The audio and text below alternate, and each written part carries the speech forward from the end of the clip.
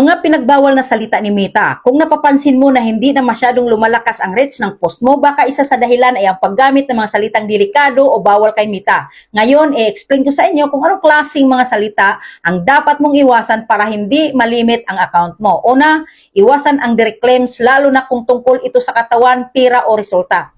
Halimbawa, kapag sinasabi mo na guarantee mabilis yumaman o sure na papayat ka dito, delikado yan. Si Meta kasi ayaw niya ng misleading or exaggerated claims. Mas safe kung papalitan mo ng tulong sa pag-manage ng weight, support sa additional income, hindi promise, kundi support or help lamang. Pangalawa, iwasan ang medical claims kung hindi ka naman licensed professional. Halimbawa, mga salitang nagsasabing gamot sa diabetes, nakaka-cure ng cancer, o tanggal lahat ng sakit. Auto-flag yan, lalo na sa health products. Mas okay sabihin mo, supports overall wellness, helps in boosting energy.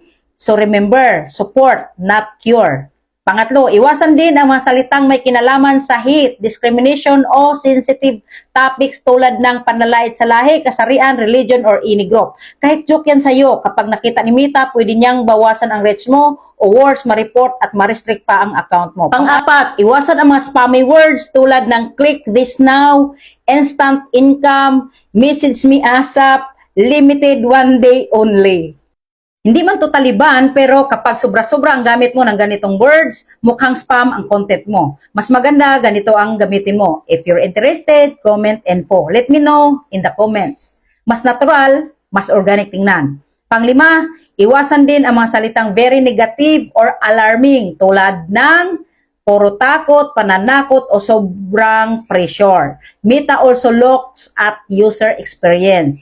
Ayaw nila ng content na nagkakalat ng fear para lang makakuha ng clicks. Instead, focus on value, education, inspiration, positivity. Kaya ang tip ko sa inyo, bago ka mag-post, tanungin mo muna sarili mo. Safe ba ito kay Meta? May value ba ito sa audience ko o baka ma-flag ito?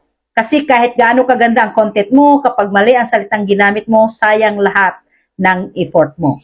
So, kung gusto mong lumaki ang reach and engagement mo, be careful with your words. Dahil sa mundo ng social media, words are power.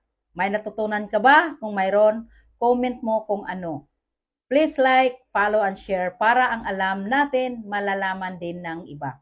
Malaking tulong na ito sa kanila.